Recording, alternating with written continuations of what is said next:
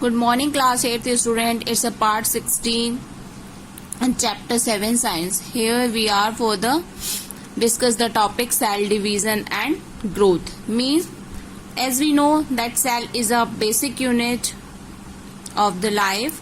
So how it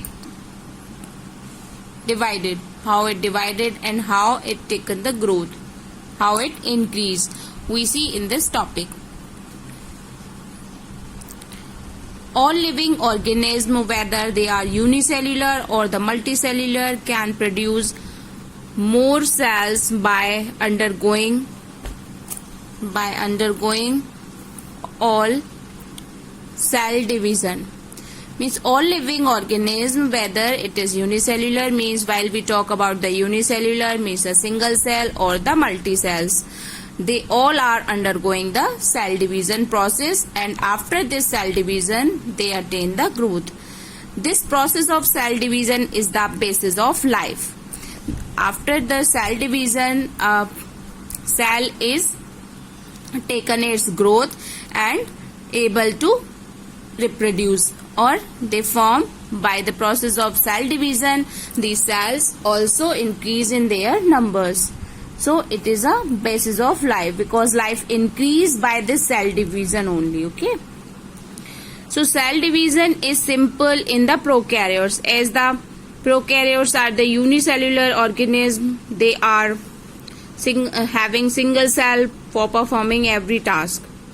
So in the cell division in the prokaryotes is done in the simple manner, and much more complex in eukaryotes.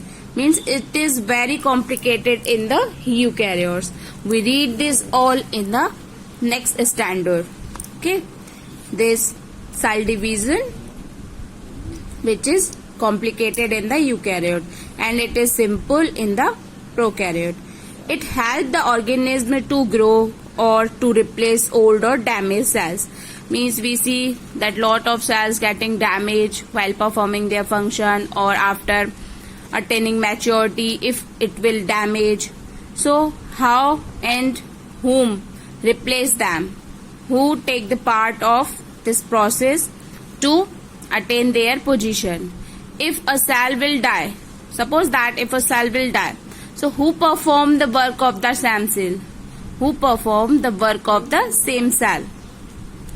So it is a natural phenomena that who getting maturity, either they divide or they will die. So when a cell is formed, it is small. Means at a starting, a cell which is formed, it is small.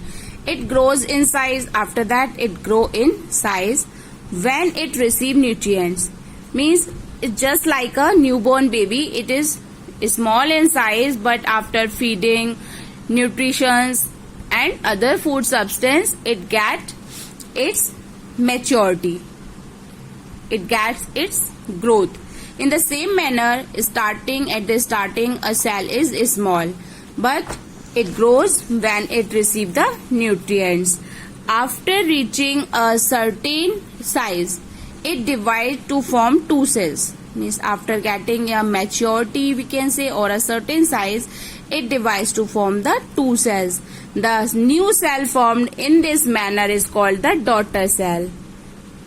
So the new cells which formed in this manner are called the daughter cells and are exactly similar to the parent cell, as the offspring or the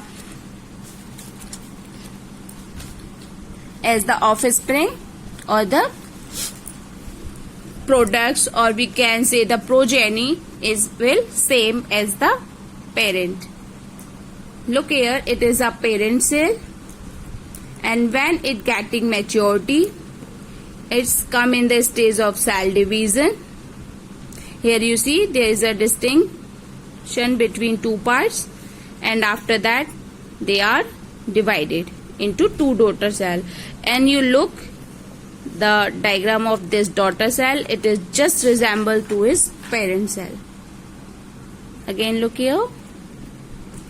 So this is a method by which offspring is produced by their parent, or the cell is divided and get the daughter cells or the offspring. So in this manner cell divide and attain their growth. Thank you class. We continue in the next part.